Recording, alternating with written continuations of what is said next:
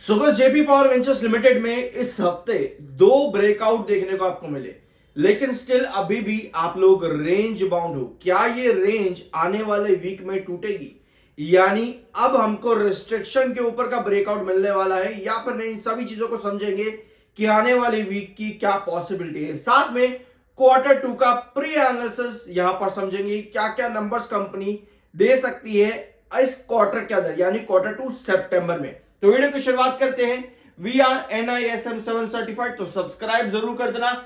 सबसे पहले शुरुआत करेंगे वार मार्जिन से। तो वार मार्जिन अभी इस समय 100% पे है। 6 मंथ्स का जो वार मार्जिन होता है वो 100% पे, यानी कि रिस्क मैनेजमेंट पॉलिसी अभी वॉलेटाइल है जेपी पावर वेंचर्स लिमिटेड में। और जब बात आती है वार मार्जिन 100% होने की, तो आप लोगों का एक कमेंट भी आया था कि जेपी पावर यार एक दो सेशन बढ़ तो जाता है बट उसके बाद वापस से गिरावट आकर के वहीं देखने को मिल जाता है। इसका रीजन आपके सामने है। वार मार्जिन आपका 100% एक्सीड कर चुका है 6 मंथ्स को। ठीक है, तो ये एक अपडेट आपके सामने हो जाती है जेपी पावर में। अब आते हैं आपकी अगली खबर पे, जो कि आपकी है एनर्जी पावर सेक्टर इंडिया का। ठीक है, ग्रोथ देखने को मिली है रिसेंटली, कंजम्पशन भी बढ़ी है और प्रोडक्शन भी, और डिमांड भी इंक्रीज हुई है। डेफिनेटली कंजम्पशन बढ़ेगी, प्रोडक्शन बढ़ी है तभी कंजम्पशन बढ़ेगी। कंजम्पशन बढ़ी मतलब कि डिमांड बढ़ी है, तो डिमांड इंक्रीज हुई है आपके अगस्त में। और आप देख सकते हो जीएम फाइनेंशियल रिपोर्ट के अकॉर्डिंग एनर्जी की डिमांड जो है वो अगस्त में 150 बिलियन यूनिट तक आई है। 150 बिलियन यूनिट, जो कि पिछले साल के अगस्त से अगर कंपेयर करोगे, यानी ईयर ऑन ईयर बेसिस पर 4% का जंप आया है आपके एनर्जी सेक्टर में, इंडिया के एनर्जी सेक्टर में डिमांड में 150 बिलियन डॉलर का इन अगस्त महीना 4% का जंप है।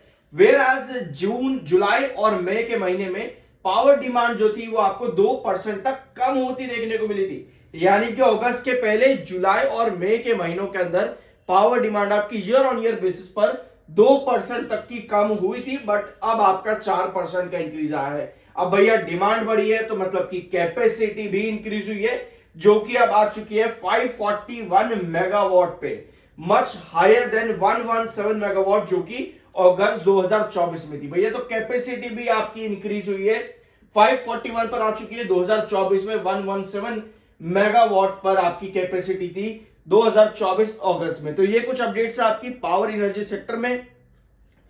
चार्ट पैटर्न क्या कह रहा है जेपी पावर वेंचर्स लिमिटेड का, तो ये आपका रिस्ट्रिक्शन जोन 18.60, मार्क कर लेना इस चीज को। 18.60 ये आपका रिस्ट्रिक्शन जोन है। आपको याद होगा पहले ये आपका बेस था, 18.60 आपका पुराना बेस था, जहां से आपको पहले भी एक बार बड़ी रिकवरी दिखी थी और रिसेंटली भी पिछले अगस्त के महीने में ही आप 18.60 से बार बार ब्रेकआउट दे रहे थे। अब 18.60 आपका क्या है, रिस्ट्रिक्शन जोन है। लेकिन जब आप इस लेवल को ब्रेकआउट करोगे तभी ये आपका बेस बनेगा, अंटिल आपका ये रिस्ट्रिक्शन है। तो लास्ट सेशन आपकी जो हाई था जेपी पावर के अंदर वो 18.60 पर ही था। और अगर आप Bollinger band yellow crossover Bollinger band के देखोगे तो वो भी 18.60 के रिस्ट्रिक्शन जोन पे है। यानी कि नेक्स्ट सेशन के अंदर आपकी क्या पॉसिबिलिटी बननी चाहिए, थोड़ा सा जूम इन करते हैं एक बार।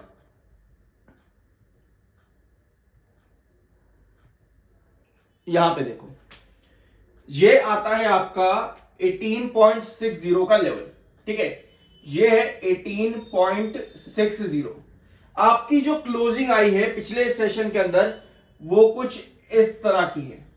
ठीक है, सेशन का हाई था 18.60 का, कुछ इस तरह की क्लोजिंग आपकी आई है। इस तरह की कैंडल का फॉर्मेशन आपको वहां पर देखने को मिला लास्ट सेशन के अंदर। अब आपको यहां पर चाहिए क्या? पहली चीज, आपको अगर ब्रेकआउट यहां पर चाहिए, नेक्स्ट रेजिस्टेंस, नेक्स्ट रिस्ट्रिक्शन जो आपका आता है वो कितने पे? Next restriction 19.30। याद होगा आप लोगों को, अगस्त के महीने में यही डिस्कस करते थे हम लोग। तो 18.60 के बाद नेक्स्ट रिस्ट्रिक्शन आपका आता है 19.30 का। ठीक है, अब हमें यहां पर चाहिए आपके पास कुछ इस तरह की कैंडल का फॉर्मेशन है।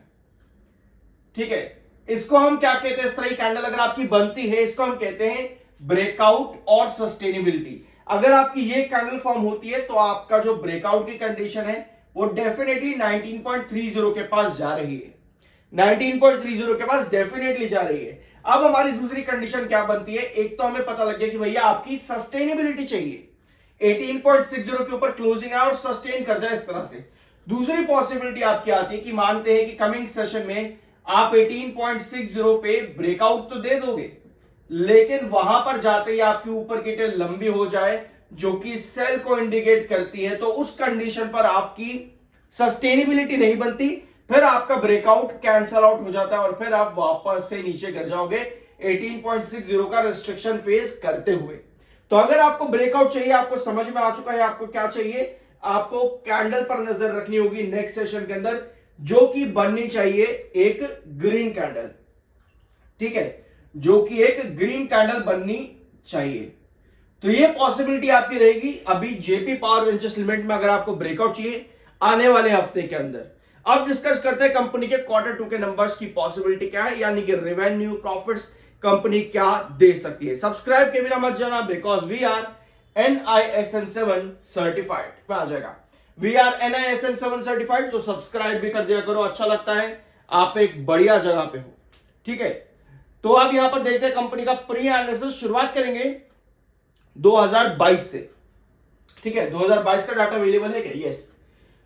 तो सितंबर 2022 में कंपनी के नंबर क्या आए थे? 1385 करोड़, जो कि इन कंपैरिजन विद जून 2022 काफी कम है। 1820 करोड़ जून 2022 में कंपनी का रेवेन्यू था, ठीक है। अब आते 2023 में, तो 2023 में भी कंपनी की यही कहानी थी, 13.50 कंपनी का रेवेन्यू था 2023 सितंबर में, जो कि इन कंपैरिजन विद जून काफी लो था, क्योंकि जून 2023 में कंपनी का रेवेन्यू 1708 करोड़ का था। अब आते 2024 में, तो भैया 2024 में भी यही कहानी कंपनी की थी, 1226 करोड़ का रेवेन्यू कंपनी का था, जो कि जून के कंपैरिजन में काफी कम है, क्योंकि जून में कंपनी ने दिया था 2024 के 1755 करोड़ का रेवेन्यू। अब जून 2025 में एक बार फिर कंपनी ने एक अच्छा परफॉर्मेंस किया है in comparison with December, September and March, 1583। तो अगर हम कंपनी के पास्ट नंबर्स को देख रहे हैं, तो भैया कंपनी का रेवेन्यू ड्रॉप आने की पॉसिबिलिटी फिर से बन जाती है। मतलब कि क्या हमको अच्छे नंबर देखने को नहीं मिल सकते? अगर हम रेवेन्यू की बात करें पास्ट नंबर्स के कंपैरिजन में, तो यस पॉसिबल है। लेकिन एक चीज आपको और पता होनी चाहिए कि जेपी पावर रादर देन अपने नंबर्स को फॉलो करे, क्योंकि आपको पता है कि कंपनी की प्रॉफिटेबिलिटी भी बहुत अनसर्टेन है। कभी तो 127 करोड़ के प्रॉफिट पे आती है कंपनी, तो कभी 589 करोड़ के प्रॉफिट पे, तो कभी 278 करोड़ के प्रॉफिट पे। नंबर्स काफी अनसर्टेन है जेपी पावर के। तो जेपी पावर रादर देन अपने नंबर्स पर आपको रन दिखाए या रिकवरी या तेजी दिखाए, जेपी पावर अपने चार्ट पैटर्न को ज्यादा फॉलो करता है। अगर इस चीज को आप समझोगे तो अच्छी बात, लेकिन अगर आप नहीं समझना चाहते तो वो आपका ओपिनियन है। चार्ट पैटर्न जेपी पावर में ज्यादा फॉलो होते हैं। 2024 और 25 के चार्ट अगर उठा करके देखोगे आपको बहुत सिमिलैरिटी मिलेगी। फिर चाहे वो 1860 से आपकी 1850 से आपकी पुरानी रैली शुरू हुई हो 2025 की, या फिर आपका 2350 का रिस्ट्रिक्शन जोन रहा हो, 2024 में भी वही था, 2025 में भी वही था। जरूर जाकर के इन सभी चीजों को चेकआउट करना। बाय सर की कोई रिकमेंडेशन नहीं है, वो आपकी अपनी मर्जी और ओपिनियन होना चाहिए। आई होप कि वीडियो आपको पसंद आया होगा। मिलता अगले वीडियो में।